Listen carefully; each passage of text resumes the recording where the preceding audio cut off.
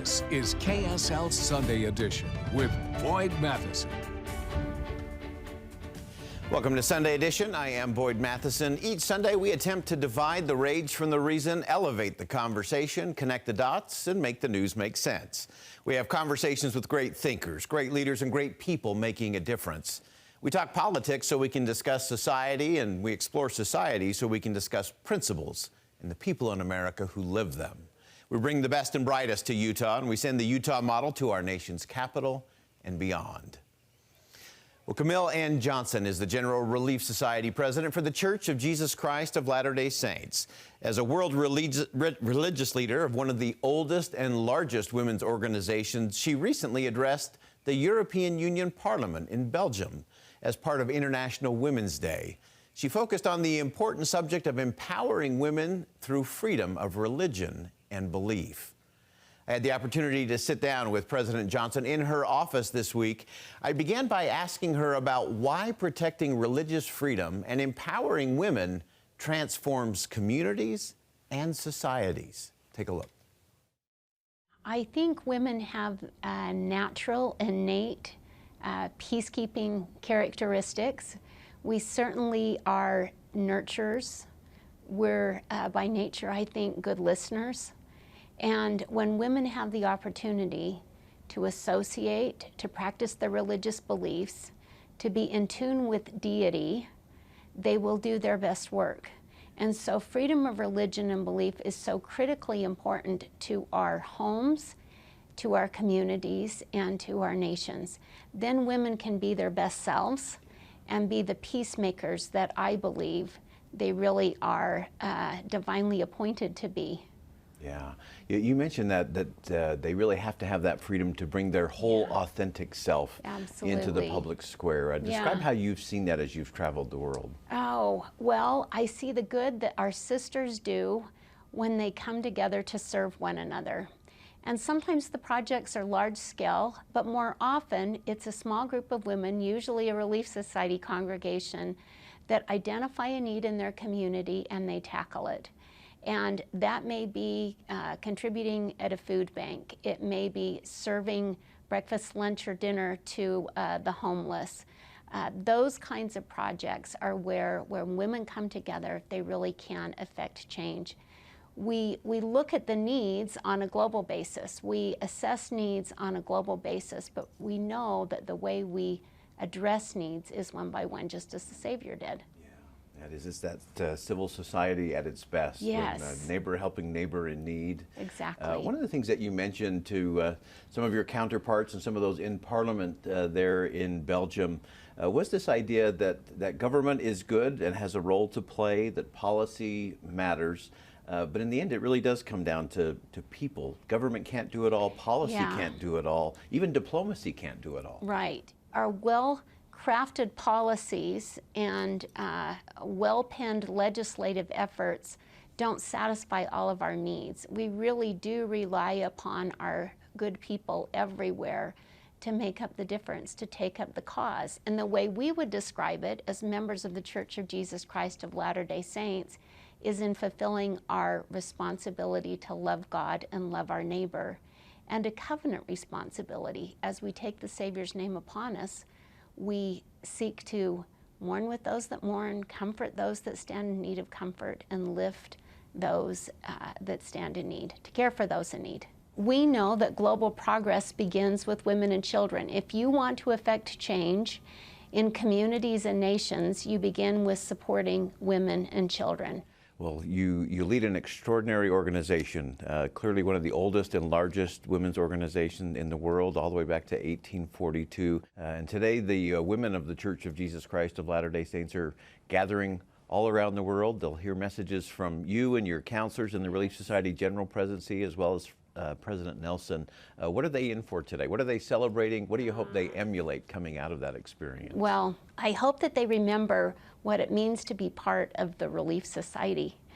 Jesus Christ is the source of our relief, and as members of the Relief Society, nearly 8 million of us worldwide, we fulfill our responsibility to bring temporal and spiritual relief to our sisters and brothers around the world.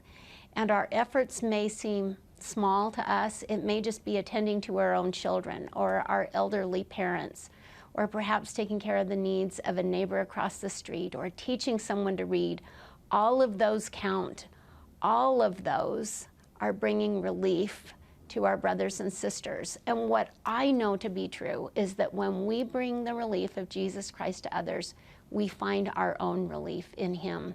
So I know that our sisters are going to hear messages about what it means to be part of a global sisterhood, women bringing relief to others. They're going to learn more about the priesthood power that is available to us, God's power when we make and keep covenants in the house of the Lord. They're going to learn about how to deepen their covenant relationship with God and what that means to them about never being alone when we're in a covenant relationship. And most importantly, they are going to hear a message directed specifically to them from our dear, dear Prophet President Russell M. Nelson. I'm so thrilled that he is going to address the sisters. He knows us, and he is concerned for us, and I know that he loves the sisters of the church. He loves the women of the world and desires for us to be happy, and he will give us clear and prophetic direction about how we can find that long-term, enduring happiness. So important. One of the things that continually comes up in the Relief Society is really going back to the very beginning, talking about those extraordinary occasions and pressing calls. Tell us about that. What does that mean for the sisters that will participate in these events around the world today, and what does it mean for the women of the world moving forward? Well, those words were spoken by Emma Smith at the organization of the Relief Society in a discussion about what their name was going to be. She preferred the name Relief Society because she said we could expect extraordinary occasions and pressing calls. Certainly child nutrition is one of those, and so we have taken on that cause. But from a broader sense, the extraordinary occasion and pressing call is to prepare the world for the second coming of the Savior, Jesus Christ. And so it is our hope that women will feel part of an organization that empowers, but also draws them closer to our Savior, and that they will have a desire to make a covenant relationship with him. Those covenants that we make in the house of the Lord are really what's going to bring us the strength, the power, an added measure of his love and mercy, which will carry us through in these challenging days. So the extraordinary occasion and pressing call is to be prepared and to help our brothers and sisters prepare for the blessings of the house of the Lord. It feels to me like today is one of those extraordinary occasions. Oh, it is an extraordinary occasion. Imagine this, women around the world assembled together to listen to the words of a prophet, and importantly, to have the opportunity to bear testimony of Jesus Christ in an intimate environment, in their wards, in their stakes. They will have an opportunity to share with one another their conviction that Jesus Christ lives, that he redeems and saves us. And what a glorious way to kick off this Easter season, where we celebrate the good news that he's risen and has provided a way for us to return to our heavenly home. Special thanks to Camille N. Johnson, Relief Society General President for the Church of Jesus Christ of Latter-day Saints. Coming up next, we're going to take a closer look at mental health and suicide prevention when Sunday Edition continues on KSL 5 TV. We'll be right back.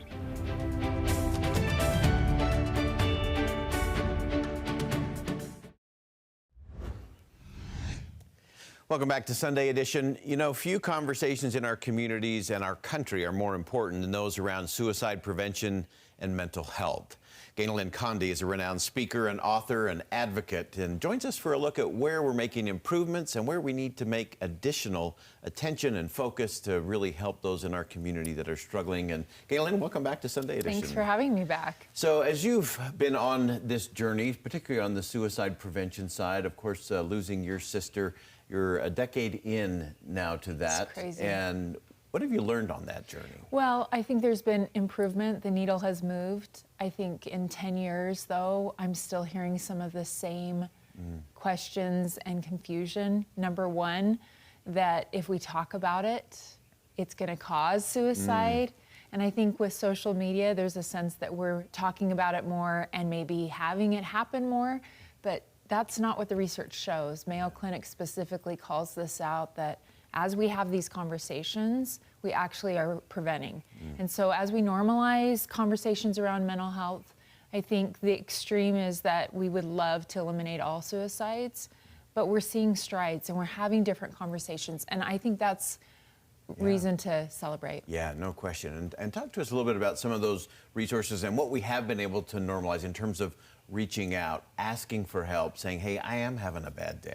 Well, I do feel like we have more prominent figures talking about their own mental health, and we have tools now where, especially if you're a single parent, you don't need to get a sitter. You can take your phone or your computer, go into a closet, go into the car, and have an appointment. I think that's really worth celebrating. I think we have online resources that allow us to access a therapist that lives maybe in a totally different state, so we don't have to worry about maybe trying to find someone 5 minutes away. And I think that's worth celebrating as well. But also that umbrella of therapy is not just traditional talk therapy. And for those that are like, that sounds like torture, I don't want to sit and talk about all my feelings. There are some great modalities out there specifically that help with trauma response, that are not just that traditional sit across or lay on the proverbial couch and talk about your feelings. Yeah, I think that's important, especially for the men who are listening. That there has to be some of these other ways of doing it that might be a little more natural, a little more comfortable. Right, and I do think specifically as we talk about suicide in our family the last decade, there's a different kind of grief that comes from that, and it opens up conversations for good and for bad that we need to have, especially with men and our teens. And I think for our family and for a lot of the communities that I've tried to support the last 10 years, there is this what if, and if we can answer that why, we keep thinking if we can open the door, then we can crack the code and we can find out exactly that why. And I would just say suicide prevention, mental health, it's complex. It deserves a complex answer, and there's not going to be a magic why. You can take a group of people that have all the same risk factors, and that doesn't tell you necessarily what a behavior is going to be. And so I would just say, for those out there that, like our family, are dealing with this unique grief, it's really important to not go into the whys and the what ifs, because that door leads to a million other doors. Yeah, I want to talk about that grief for just another minute. We've often talked about it in the context of it is a wave, and you don't know, it's not like a repetitive crashing wave. Yes. It comes from all different places, and I don't know anyone who hasn't been touched by a suicide in one form or another. Just walk us through quickly, how do we process that? How do we avoid just going down the rabbit hole of if only, what if, and why, and get to a place where we can have that positive, forward-moving conversation as well? Well, I think as humans, we want to control vulnerability, so we feel like if we can choose the why and get the right one, then we're going to eliminate it. And I would just say, look at risk factors, look at them in yourself, and understand that we can do a lot to move the needle or to address those risk factors, but there isn't this magic million-dollar answer that, you know, if I could have found it, I've searched this last 10 years. And last week when the anniversary approached, I found that wave of grief kind of hitting me in unexpected ways and at unexpected times. And so I would just say, I have a dear friend that's a therapist, and she talks about the chairs of grief, and just notice which chair you're sitting in, the denial chair, the anger chair, right? For me, the most helpful chair is to sit in the faith chair. And when I sit in that chair, then I can kind of give that big answer to vulnerability, which is I don't know a why. I do know what I can do each day to work on my own mental health and foster my faith so I can stay moving forward. Yeah, just in our last minute, give us one thing you wish we were talking about, especially at this time of year. Well, I always say it, my life's not better without Meg, and my life won't be better without any of my other brothers and sisters on the planet. And one of the things that I think is the most courageous last step in grieving is having the courage to live again and laugh again and to love again. And I think sometimes we believe that if we have lost someone, that we're not honoring them if we move forward and we love again and we laugh again. And I would just say, Meg wants that for me, and your loved one wants that for you. And I think when we get to have these conversations, we're giving honor to those that have worked hard and maybe gotten fatigued and made a decision that changed their other decisions. So I would just say suicide is one decision. that changes your other decisions. Yeah. And that's an important thing to keep repeating. Yeah, stay in your body. Stay in your body. We can do it right here. These imperfect bodies are gifts, that's for sure. No question. And it is so true that we honor best those who have gone before by living our lives with excellence today. I think that's a big part of it. Resources, we know, 988 number. Give us one other quick resource. I love parentguidance.org. The Cook Center for Human Connection has created this great free resource. And for parents out there that are like in the rabbit hole of what can I do to help, if your answer isn't on the website, you can submit a question and it will get answered. So I love that resource too. Fantastic. Ganel-Lyn Condie, as always, thanks for helping elevate the conversation on a crucial conversation. Stay tuned. We'll be back with more Sunday Edition coming up next right here on KSL 5 TV.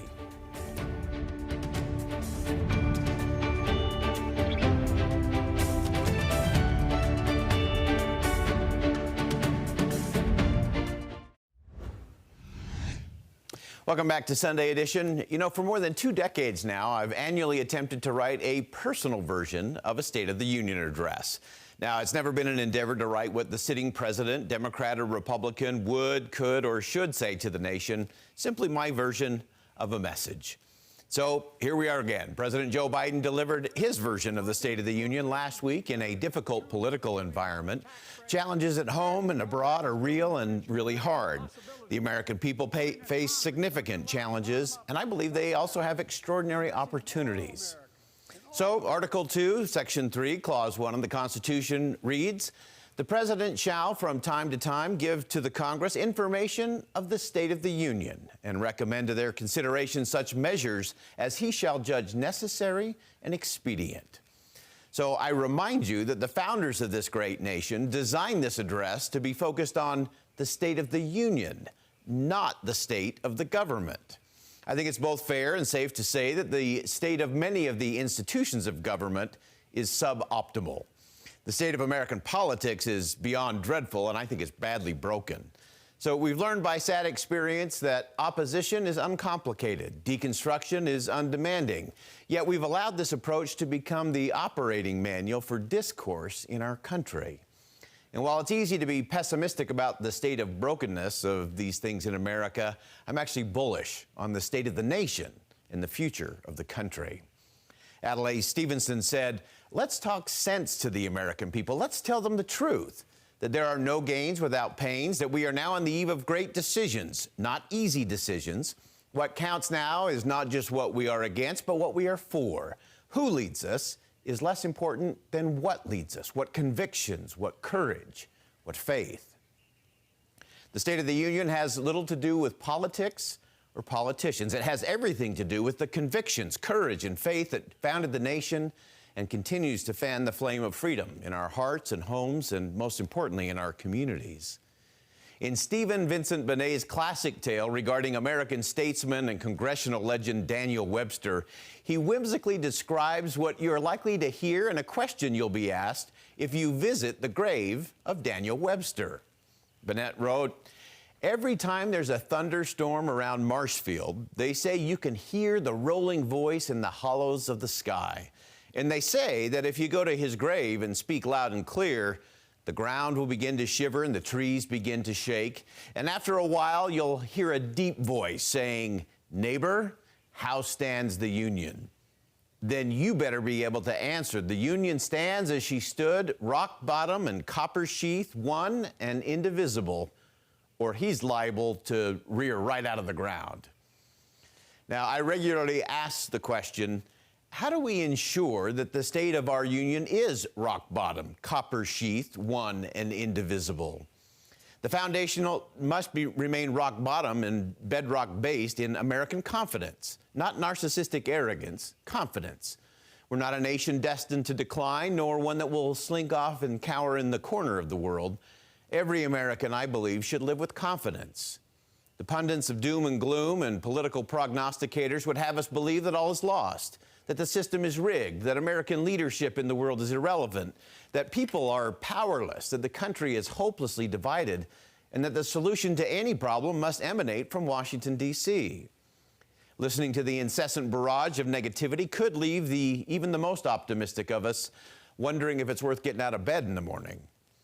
There are far too many citizens in this country who have lost confidence in themselves, lost confidence in the inherent goodness of the people and communities around them, and have lost confidence in our free market system and lost confidence in the power of the American dream.